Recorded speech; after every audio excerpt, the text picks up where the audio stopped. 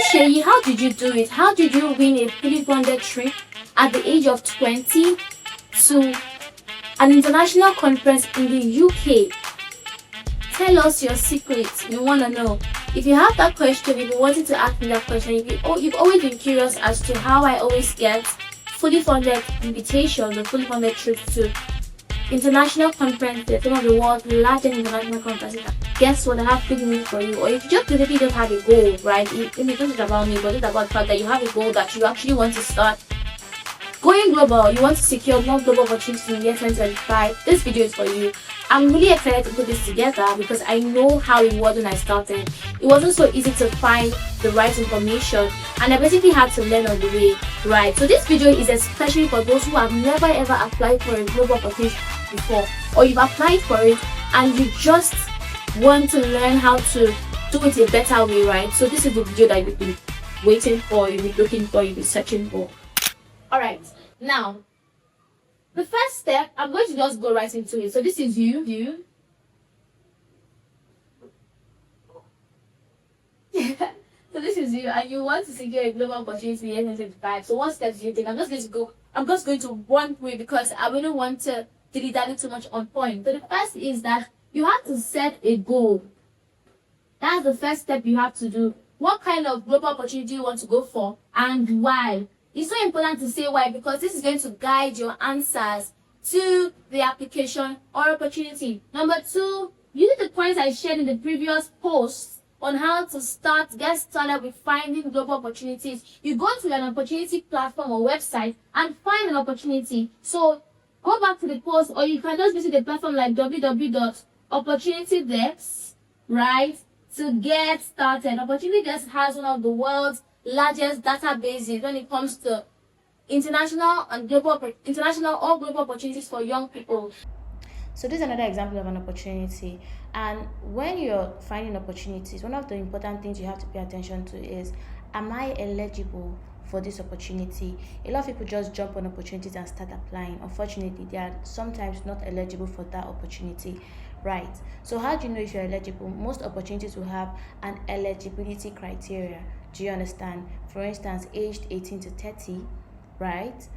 Passion for local and global issues, demonstrated. They didn't just say commitment, demonstrated. They're not saying that you're planning to do it. You've already done something in your local and or global context to solve problems and create positive change, right? And you get to see other criteria. For instance, if you're not working directly, you haven't created impact.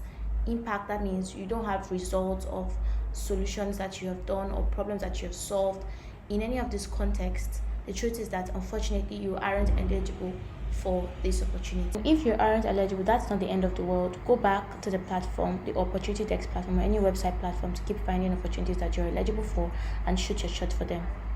The next point is create a tracking sheet, right? A tracking sheet. So you're going to use this sheet to track the number of opportunities you're applying for, to insert the deadline so you do not forget to apply for them early and you don't miss critical deadlines, right? And so other two things, like also improve your application, because from time to time as you begin to apply for opportunities, get to see the trends of those ones that you get accepted for, the ones that you get your application gets rejected, and how it feels basically. And when you just basically count your cost and you see that, oh, I got accepted for 5 or I got rejected for 4, right? You see that in the end it was not that bad, right? But when you're not tracking your application process, you might get overwhelmed and you might get confused. So this basically helps you to streamline your application process and know which one is being accepted, the ones that are not being accepted, and the ones that you need to work on improving, right? If you want to apply for the following year or another opportunity that is similar to that kind of opportunity.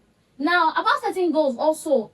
Setting the goals that's back to point 1, permit to digress a little. For setting goals, you have to identify the type of international opportunity you want to apply for. Before you actually go ahead to start applying, like preparing a written application or video application for that opportunity, it's important that you actually go to their website, go to the application page, information page, to get as much insight and information into the reason why the opportunity giver has provided that opportunity for young people.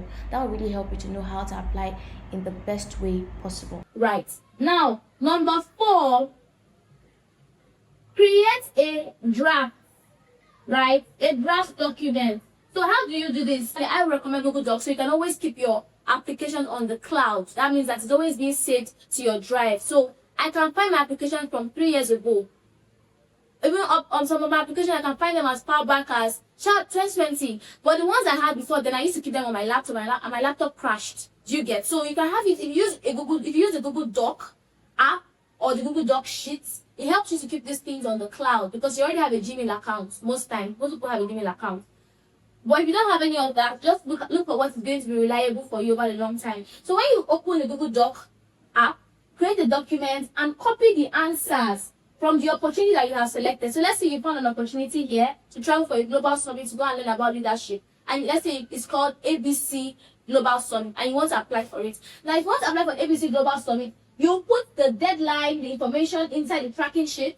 Then after that, you will then put a draft, you then copy all the questions. Now, there's usually an application form when you want to apply for such opportunity. Now, it's not wisdom for you to need to answer the questions right there in the form. The reason why is because most times these forms, they can just clear up in a blink of an eye. You don't want all your efforts to go to waste. So it's wisdom for you to copy the question from the website and insert it into the document, the draft documents, right? And use that to answer the questions well. And this also helps you to be able to review your answers. And that leads me to the next point. So you begin to pre-write your answers. Don't look at perfection yet. Just write what you think should be the responses, your best response to those things. Don't also use ChatGPT. ChatGPT is meant for maybe, if at all you want to use it. Personally, I try not to use ChatGPT because a lot of times it can work against you. But if at all you want to use ChatGPT, ensure that you're not using it to start answering questions from scratch. You're using it to polish your answers, right? So you pre-write your answers from your mind. Think about that's number 5. Pre-write your answers, like basically just answering the question, right? So let's say they could ask you a question like, why do you do what you do, for instance? Write it passionately and don't just stop at writing just basic boring words. Go to employ writing techniques. Utilize writing techniques. Let me explain that. So things like storytelling, include things like stories, data, and your impact. Now, if you want to learn more about writing techniques, I recommend that you actually get my book. I have an ebook and I have a course where I go even deeper into what it means to secure global opportunities. I share every single thing you can think of realistically that has worked for me in securing over 50 global opportunities, including over 10 fully funded trips, right? So the next point is revise and feedback. Revise and feedback. So basically for this, you're getting to review your answer, proofread it. You can use tools like Grammarly to proofread it to be sure there's no typographical error, there is no spelling issue, there is no grammatical jargon that is hard to understand. Please, this is a very huge disclaimer for those people that like to use big words. Please don't bamboozle the reviewers, right? Try to aim for words that, yes, communicate your expertise, but however is simple, understandable, and relatable. Use stories that are also very relatable. Don't go and say things like Danfo boss. If you don't give an explanation of what Danfo boss means, they don't understand what Danfo boss means. They are probably in Austria, and you are here in Lagos using, when I enter the Danfo boss, somebody stole my phone, I want to solve crime. They don't know what Danfo boss means. So ensure that you use words like, for instance, public transportation. Do you get? Do not steal your phone in Jesus' name. Do not steal my phone in Jesus' name. What day is the example? Okay, let's go back to it. So very quickly. Submit. So send it to someone to give you feedback. You can send it to please ensure that it's someone that is within your internal group, right? Don't reach out to me to revise for you, please. Because except it's a different package or something, a different arrangement that I have with you, that I have told you that it's possible, most times it's going to be a no. I'm not going to be able to revise your application for you. I'm so sorry because I don't have the time. I have different things I'm doing. So look for a friend in your network, a colleague, a professional in your network, a mentor, lecturer, teacher that could be willing to help you apply for that global opportunity. And that basically will help you to improve the quality of your application and strengthen it. The next point now is to submit. Now to submit is very simple. After you've been able to cross-check, proofread, review, get feedback, and you've made the corrections, the interesting part about using Google Documents is that with Google Documents, you can actually just tell them to make the corrections as comments. When you start to use Google Documents, if you have not used it before, you understand what I'm trying to say. This is not a Google Document tutorial. But yeah, it's going to be very, very resourceful for you because it's going to really help you in lots of ways to navigate applying for opportunities compared to using traditional Word document files. Right. Now, let's talk about, so when you send to submit, you copy the questions from that draft document back into the form, the application form. So you copy each question one by one, the answers, the essay questions back into the form. You can fill the other biodata questions like your name, country, your age, and all that directly in the form. But those essay questions that require you to answer at least 500 words, 200 words, 100 words, 300 words, do them in the draft document. Then when you're done with it and you reviewed it and you revised it, take it back to the form. Now, a lot of people will just apply directly on the form. This will make you to lose out the opportunity of actually doing all of these things, like improving your writing technique, sending it for feedback and revising it, and ensuring there's no typographical error. So you see, it's important that you actually do these things. Now, number 9, you wait. I was dragging my marker, you guys. My marker has closed for the day. So number 9, the next point is to wait and keep going.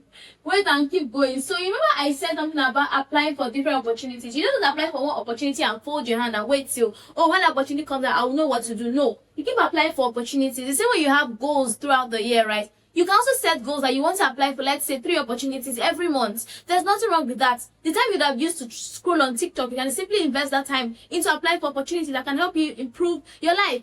Even if you don't get it, you know that you've been able to improve your writing skills, improve your abilities in some way or the other, which I cannot talk about in this particular masterclass because of time. But the point is that it is a good way to invest your time. Do you understand? And even things like your problem solving and critical thinking skills, your soft skills basically.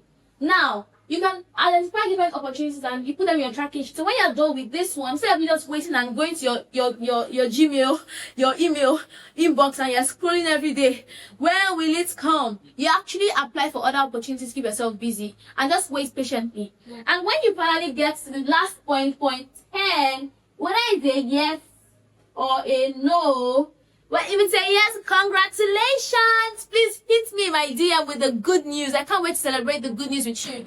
But if it's not a yes, guess what? It is still a yes. Okay, I know it sounds like a tautology, but work with me. It's not an aspire to perspire. But listen, I remember that in 2023, I applied for a number of opportunities, and I'm going to put it on the screen. About 60% of it was congratulations emails and 40% of it was rejection emails. Well, listen, if I had not applied at all because I got one rejection email, guess what? I wouldn't have got the opportunities I got in 2023, for instance. You get what I'm trying to say? Or the ones I even got in 2024 by invitation. Not even the ones I didn't even apply for those ones. Why am I saying this? As I'm saying that, don't take rejection emails too personal.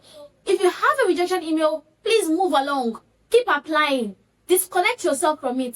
Thank God for the experience and move on. Don't be discouraged about those things that seem like barriers to you. Just keep showing up. Just keep applying for opportunities. I want to push you guys to apply for opportunities because listen, the more you apply for global opportunities, the more you can increase your chances of securing that big congratulations emails. And let me tell you about congratulations emails. They can be very life-changing, you know. It might not seem like it's just one, but it's like that gift that keeps on giving. Right? I can't even tell you stories now because time will not permit me. You never know the scale and the impact of what you're doing and how far that will go. Bye, guys.